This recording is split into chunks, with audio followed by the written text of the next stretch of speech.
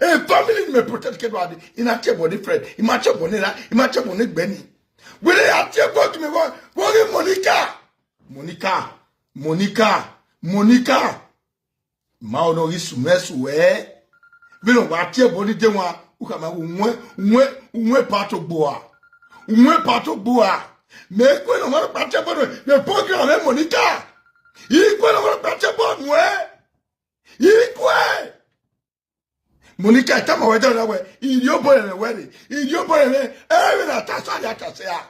Ou bien on va doit partir pour moi. Ou le mec oh quoi on te ma frère. Monica ouais bien à qui là nia. Gobe suena il a tué ta ma ouais na ta ma ouais. Monica gobe quoi le mana na. Eh, no ba we are we wanya. Oh, what the time we can make him. The program, eh? But no guy who said, and look at my trouble, the program, eh? Oh, no way. But who are they lie? Why do you see that watch about him? Who are Emma? This is not good. Monica, Emma. Oh,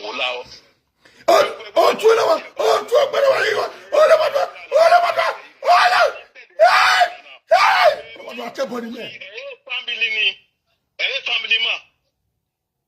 My brother, family man here born way. You understand me now? He may one more not more nobody. You understand me now? Family man here born way, my brother. Lao.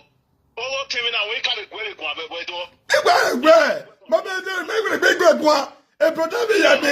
oh, a brother, all about like the man that way, or what chair, or for you, and I brought up on me. We have a material, no money anymore. We watch a Monica Hollywood door. A Monica Hollywood door.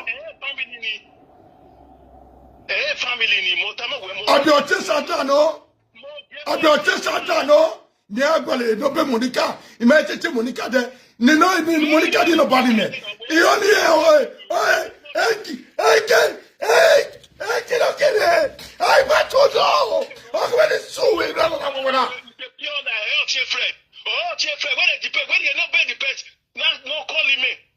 calling me. We have no platform of any me call. Error. You call it platform. Walk by me Google. You know some. Nobody not here. Me call on money.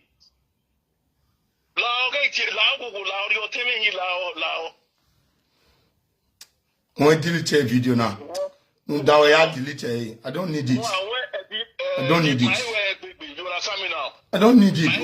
What do you mean? Anywhere? On my car, brother. On my car. Oh, what here? Or take Fred working. Mamu, where come you be one? What we got be here? What we got? You know something now? Women, you man, you know something now? One very young, Tala to be no, Mammy, we might want your Yannick. He might want you now. Oh, walk by, okay. Or Chief Fred, no, Italy. Well, Chief Fred, no, Italy. Or Chono.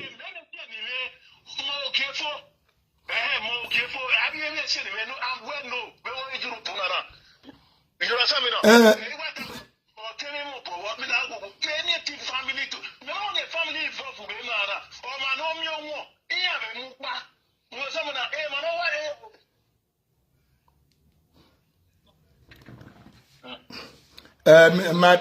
My brother, I'll my brother, or 20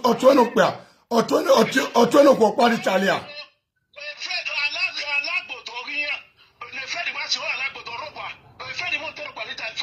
Okay. Okay. Abiote Sandra no. Or Sandra no Italy no. Anything got to do with family. Imagine the Nigerian family at the year now. Here, Vanova Mio, sneer face, whatever. Yeah. Yeah, got to toy. Yeah, got to money. Yeah, Monica no buy me.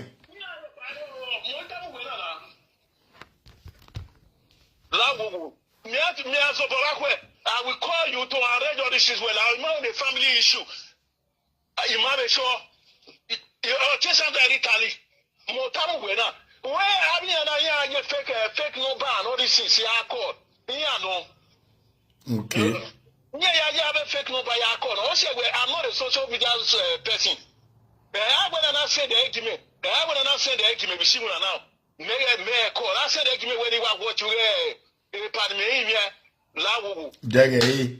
Ite jewe yo. Ime waro wa adame yo. Ogefo adame yo. Mr. Ogefo ime waro wa. Mege ya say the video pagun eh. Owe Monica wa we video. Owe wana wado atebo mewa. Owe Monica na wa say I know. No ro wi ogiame. Ina we si ono na re. Me Monica we guwe gbo na. Me na we video mo na do atebo ni Monica. E Monica agogo a. Yeah, I know the hair, not me over. I put me over now. Yeah. You know, my problem, you know. Huh.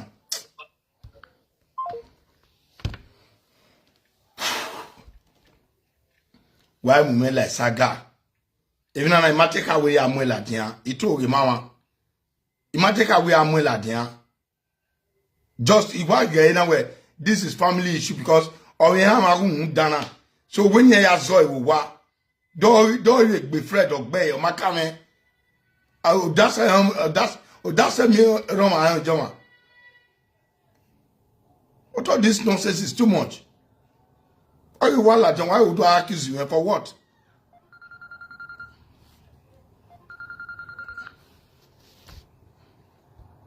Hello. Hey, my darling. Hey, Susie Noga. Ije opoku. Okay. Imaya wa koni jo waji ikola ni wo wa twakpe. Wewe ikola so wa kofi so what if ready rake. Arawa se kune no kile wa gwa ebe no tamala mala wa. Imana mo yana ye comment ya itie bone. Or you wa drop one me na call. Ije boy na wa be call managele luwe. Wow. E manata manwe any right or here hama wewe umatasi mana to tie. Wow. Or call a platform or ya hamu huno we call aga laluhi or kama hebudo ima ya jiji epa. That's good. Moni kama support e marok padi are ba yage kinona sunwewe e kola so maybe no see ya ga gwalo ni asiye so no do tamu weni o mani o no see me marok pa Omawe tamame we gwaropa we gwan yo we Monica na wa age o wa mo mema ima we gwa che na we Monica we sunu na ma we tebe bagui or what if Freddy we go ga calling away family member ye or as if men no kwa o we magagi kwajo na egwe fo talimia no talo o gi kwa fone e ba le Monica na no na we bete Emmanuel atiane family wa o mwele ki epa. Understand? Yes. If I don't know where o ma we no mwele atiane all those things. E ma na iwo ko iwa drop phone if I me na be call you we me na kama we ni rati no ya ta e mi ala dia live video ne. Ke no wu ke no ragbo kaze ko so o gwajo. Me wa be drop if I dey point na wa be call. If I me na yikama e we. Oma sister. So here anything ma we umatase or utase. No, don't you wear direct or no platform alaluhi. No ya tabu to no tabu to na we e Monica Liana and I say so even self have to know bana we or te we na get mo la tie the Monica we ya pe a video we pa mana ata mana wo u get mo la dia that alaluhi or ata we to kiari go was e bona we wa wa to ta we ke to ta alaluhi o mo la dia. Yes, o mo la dia. Eventa Monica Tara. Mo imate oni mo la dia. Just where alaluwe wa do ata where iya kwepe me. No wa agbon wi o hani no mama ni. Ega no epa. Wewe me yabe na wa ya heme. Agwari e get the get wrong give no ya call it wa iku an mata ma we na tinye or what wrong. Only obvious here we mareva akbina lu we na vijeki. So there is no need Make Binano Way for Binano wherever not tie. When no poor had not to cheer or no ya call it war Alanu Tony, Neto Tadim Hana. Beside that, Umalaya Robayam where I don't wear many to Gume, can you tie? Mutena Lanu and Akabi tie, or several Dota where Ocho Google work, the Tutia, whatever you travel 1 year. Yes, see, to be a work Alanu in it. Wawa to total top of what I wish you did. Uma we time away. We take it peso. I'm not going to time alone. Or give me on you get to Pamuge. So no pa your my way. I don't know where Monica required when they there was nothing like that. You understand? Yeah. Even when we think you're not banner, college your banner. And to was it when you make one on it. Yeah. And he made a equal banner. Devil, maybe that door, my damn mouth. Oh, my dear, call you we are going radio when I do that where watch your body Monica Wafian where for because he ain't going do I not your body. Oh, him Monica, we are turning a platform, platform one under your bonnet. Emmy Yakaba. Monica, I told a woman, since when my lady got bear wookie, or my other messages in a row. Maso Saroi, Saroma, message na I will that way. If I had a message this car where no Saro, Imui, and I will kill Saroma message today. If I had Monica that I will call her in over where we are here where you can see a message this you. So I know. Okay. That's where if I want when I'm going to call it here to when I get away with young. If you're not a couple of say, Susie, a carry in your gossip.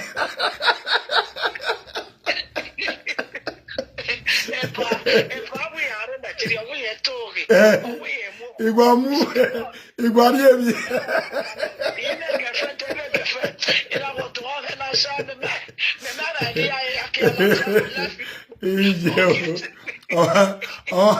Oh, man, I walk around. One hour wood.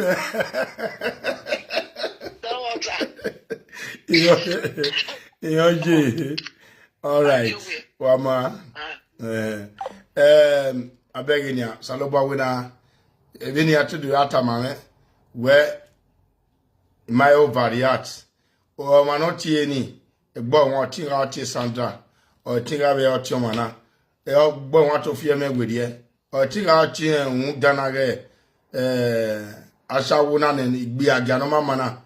You know, no mudamu immunity. So everything Marcos and Monica or Marcos and Watia.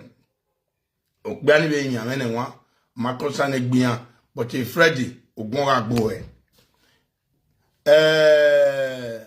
Wati ege efe wa sun wu efe we na wa mu eko una wa mu eko won pe ka pe mi we una wa mu eko una mu gia wa eko saro iku we di we so digbe iku so digbe dey to carry wodo awe okay we have a boyfriend. A boy now we mu boyfriend, you know. Oh, we are we can be nene. That means a moyan we be level any efe. Okay, boy now.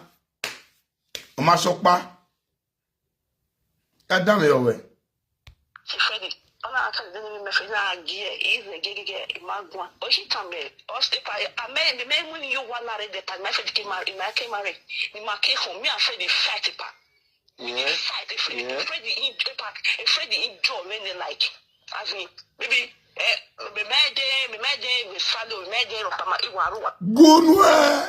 Gunwe, Amudiane.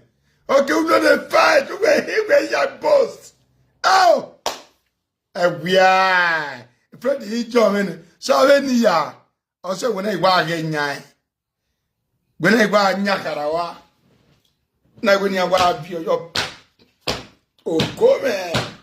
We're not your mupa. We're not the satin. We're not the gesha. Yeah, so more. Amarowe. Wa soon. Hello, Epa. Eh? Hello, Epa. Amen. As you realize, Real life. Bosaro Begua, where we go, Bosaro, Omoga, Wemia, Emiame, Okbobo Epa, where Gwego, where it's Anna, Monavia, Wemi, Ave Behin, Vitari, Bosaro, with Kakapo. Understand because we're to work a fatty job where she true must stop. We can be fatty job. Osaro only because he given a mere way. If back where I am, when I be person up, not a time away, and maybe Negia Yakia, who that I was a raw or Gariame la quico of ye one leg. When we tell my weapon, I walk out by all you know, Boba will go. Oh, so na chimeko. Ona chimeko na okwere. Eri agai. Ya wi kuro ni le o wa gbeko ni ya. O wa gbeko ni ya. Oba to tarata. O iwa to ta wo eri ave le le ai. O ya ari o amu e wa ari e kele fa lo piachi bu.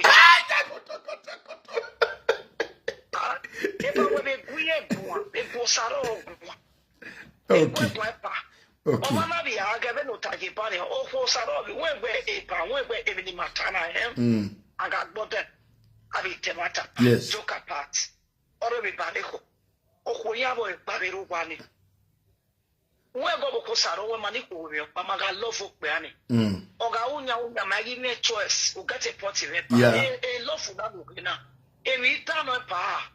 Ogajo ma mia papa na papa ne gboma tongu gboma hospital doctor re mi no wo ba. Wow. Eri love. Okay, according to when me on severe no wo ko saro no roba. O ajo bi ere gwa ane gbe o bi ere gi to depress. Ewo. Apapa ni wa ki o. Eta ere ko de egwe me. Apapa ni wa ki apapa. Ewe kia. O wa le lo saro yen ibo wa gbina. Ye o saro. Yeah, we never make it, he understand the point. You will not understand the one when you saw our we are. A commander, you only a man, I've been at a Korean, or Senior, I've been happy. Yeah. Okay, when I go over, I say, we be stressing up, or do I see a BP, do I see a depression? Emma, who got a point in it. Yeah. The diploma, me, I so we're going to wash a paper. Iko no give me depression ogi boy ya iri okpari efa iya yu ge na wala ya gbe barekia and the funny part of it na the way na be boss na give I say na ije na pa o ke we do academy no gi gbele yo boss kia na igwa mi egbe ekia we to ye bi elebe na report o gi gbe ekia all right na igwa mi egbe me ga na da we ri oja o pa ku na ne de gi je na iri oja gi gune kia me ya gi gwa ku na pa yes. Ya gwayo. Wari elufoni sam. Yes. Kenakpe o kenamakpe. Deto be wo oge lofi na wo ka pa be we na me ege aromatic e no. De gije na pa gise de. Wa be ya be na wa ata no ti ade. Ene ne aromatic o iwa ka da doge. Odo yo no ge sono kenakpe kenamakpe. Unu no fifi o no ofiefi no pa. Unu no be mujo no be ya moye no. Did you know where if I have a funny while I learn ya power be party ko e battery aseni yakina no pungbena. That's true. You understand? That's true. Metani. It's very bad. Wa be tiana ya ge ni na be ba be tamania uno be kola e present akpada wa be pepo de da. Ati da we yo ke bi e gbe yo ko na wa be ko na wa be 10 kilo. Ona wa be mu na wa be ke fito wuto. E fito iwa o iwa la lo he ne be no la lo iwa be be e fito na wa record e. Oh. When it's all with apa. Iji. You know, the I can no what the social media when they fact it you could be a case. But not this type of way say, oh, what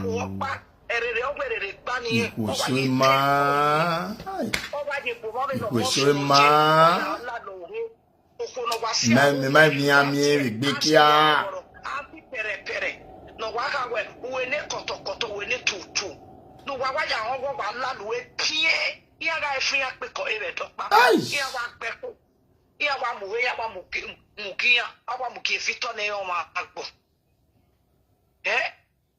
fito ne be o ma agbo awe fito awa mu we ru o ga fie gwo nya e ba 2 hours o kwa reba Epa, et na mo ba se yin no. O kekere no panto jiba. O is the basi na ina mo diabetes ina gi mu ne. We go is. Mo bo is here. Bo mai mi on. O ki o ma se gbe. Diabetes o gi pe. O ki o ma se gbe ni a. O wa mi tete ni ne wa pe ko ni gi kefi no ke gbe tete yes we kiani. Ta Maria be e wa no woni. Ta. Ani ye kedi o wa be ewe o be we ye kedi na wa aka mo si o e no ware the city with ewe o da fi on gano ene kreti ya wa ri ho gie do you know pa ye kefi o be te ba vi to gbe setro ye kefi or ye beni or ye ni nya ya said ho gie fi to pa be ni ta o ti o gwe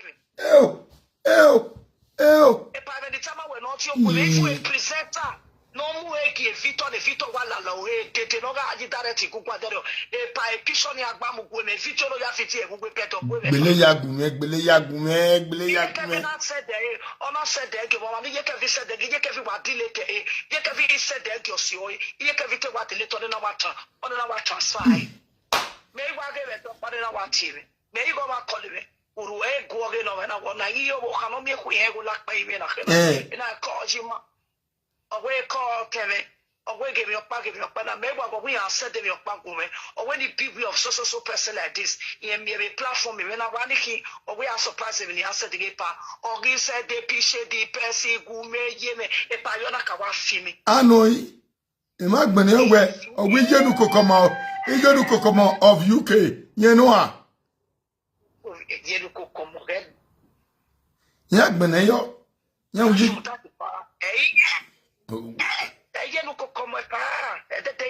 White men in Guamai, white men, yo. White men, you in Guamai, Walao. White men, yo. White men, yo, Walao.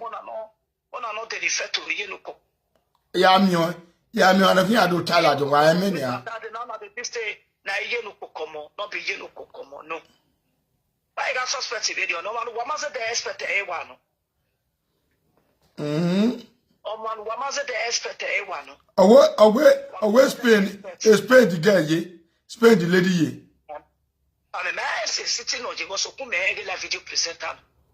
On your family, why?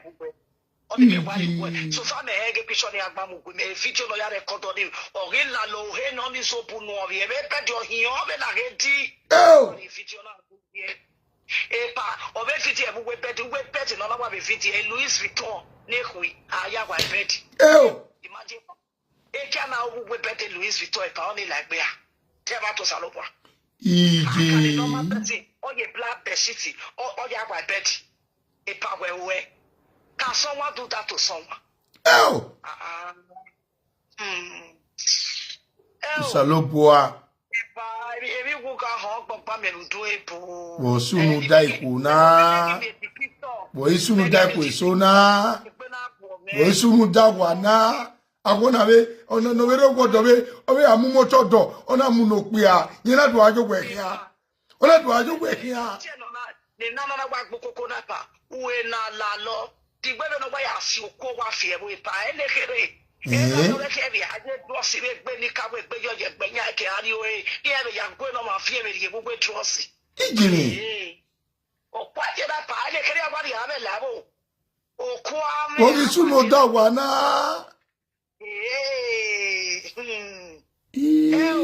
Agmofo ne o. Iji. Oh. Saro uno nana. Saro wa wonai olaloi. O wakbe. O wakbe ponana we. Saro. Yaya unu Saro moto na moye dia. Saro we fi moto nia. Saro we fi moto na no buy. Saro ogun ha gbe Freddy. Saro ya bie yo. Saro we get baby for me.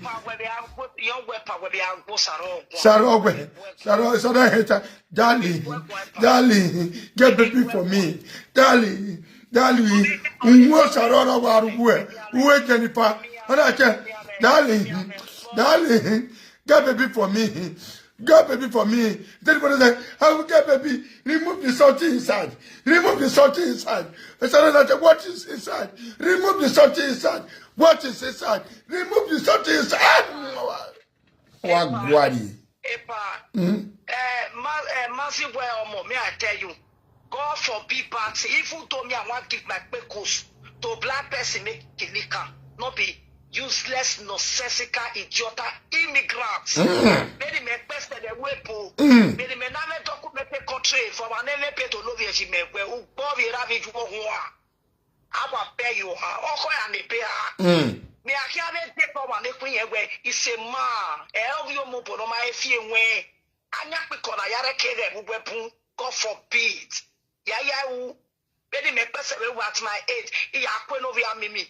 Unwe alalu ya uno ya ti ovi medegi ya kinoria awe ayekwa ya leru negwe no kia nege we no woka odiri ma wo ya no didi wa me no wa mu ela kia ogbobi owo hun oko o ane pe ha me agwalo ma ne kwi no la lo imi o ya agwado ebo e ma ne kwi kwa la lo a ebo la lo ne pe na rama oye be ri go ba enu daga eni ha ma no siro wo kia ne ye kwa na ke kita ba ya wi ogwa fie jo na ri go me o fie jo no ri go me ebo a when we take gift no ri go no e ba ori ohun isoto we beg the kion bita ave ma ya ni ya na na we anteji abela to me so do me yeta yesitie. Are you crazy? All right.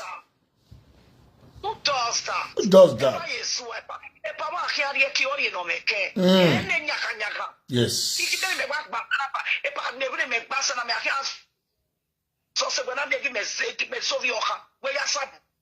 Kakabo. Ikweu. Awa. Ha. No. Oh, we are going to oh, we are Mereva nia. Oh, mama galat person na ime. Oh ya mo eguani. Eguani gbe ma koni. Eguani okuni. Malele mene galat man. Oh ya lele no gune. Ogun agbe yara je.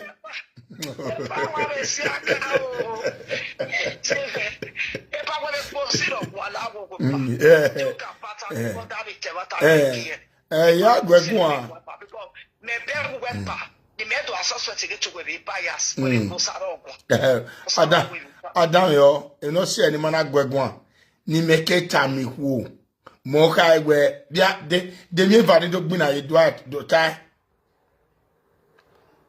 you ma traffic keke be setro must okay de no nakina ona setro o se ni mana gwan te gwan yo e setro na hina Utabe yo pa won kai we ohun no wi ege o mai mi o pe ani koi eri go be je no ohun o pa no wi ege o mai be mi o ni koi ugbe wo ki je be yana ni apa si so no na o wi edo kaka be ni maji o wi e wi mo tima o ri e jowa o keke no bo saro hivu we e ma won no se e pa Ohona or you don't daru for that for no one. And a more river.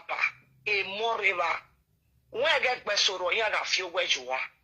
Osalopa nega milk with baby cabo, you know, Panu set over again, no before. Ujiri. Nana won't be no viabo no more panala. Yes. Last year. Yes. So a pala, where we should be an anogid latian and assist on latian.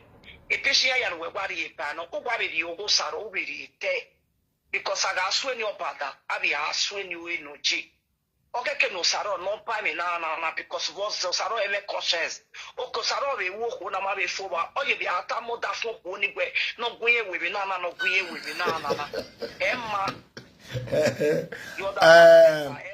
the we we na pa la ga we ma na go saro ogun a Maya fivu me afige to we de basaro bias. Okay. Atamu we was get time honey. It can't get them up when I were okwo party me. There na. Ebe 3,000. Ona we guard here you we guy. Now with the monari you we say away we ganya ka body on guard here lay. Away 3,000 I was 300 ya binanu. Do only binanu. But you do get away. Okwario we go na we. Me makaka we she too much stop away yes now so mugyomawe eyegbina yo imani digoni now ni wasumuna ina wono mugyoma no mugie imani digoni owe no pe na yari e me no ya ditete we igo di gai e owa mi ego ni a nyetie ni a owa ya mote owa ro te ni a we na wagona na wo ma we mugyomawe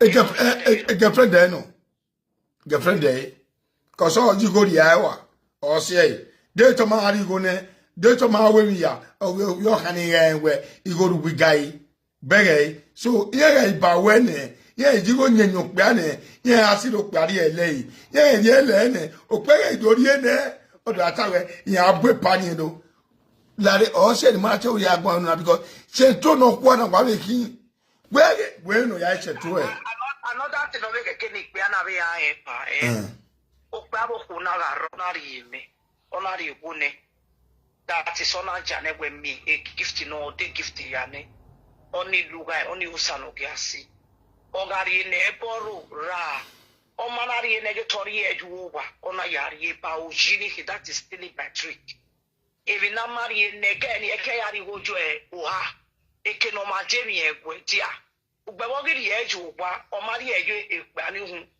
upo gba ni no yari go na mari ne ela ewe gbe ti ebone esusuzo ekobete mana ekobete we ni ma lawo ela lawo I beg you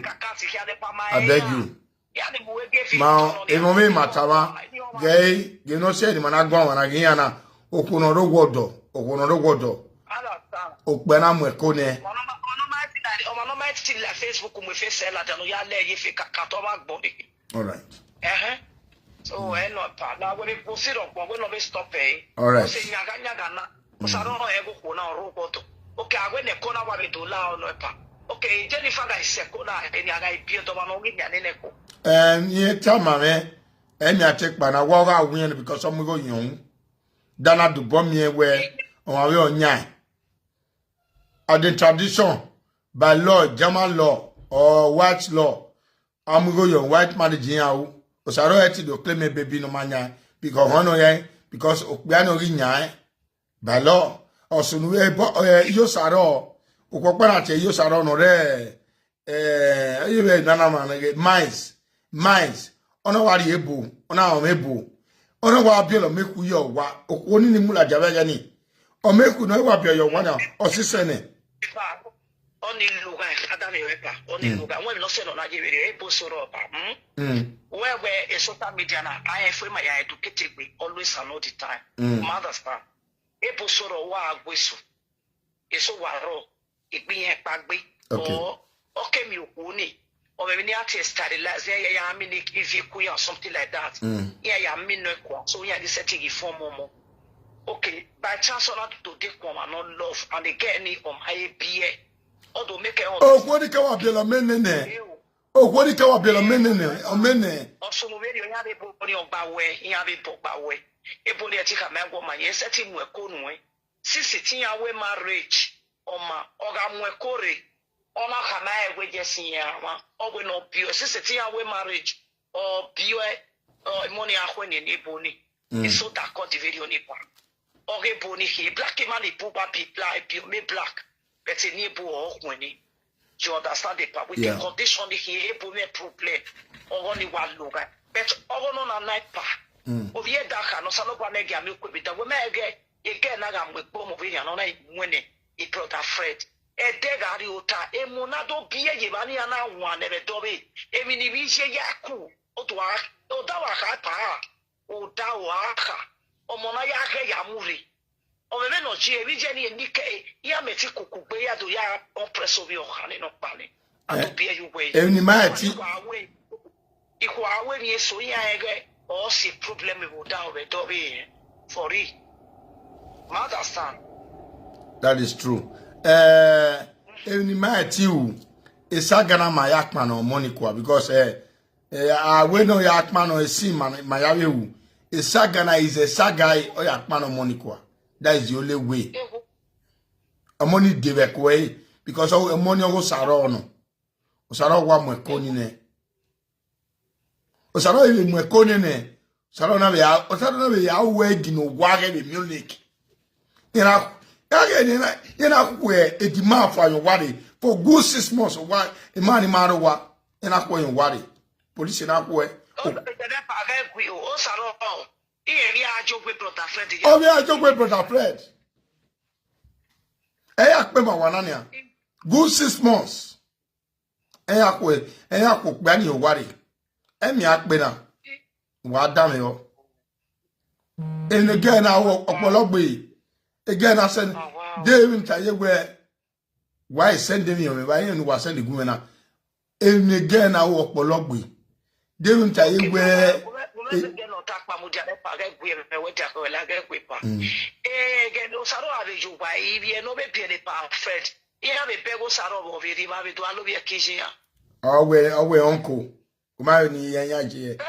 Awe uncle. Your uncle.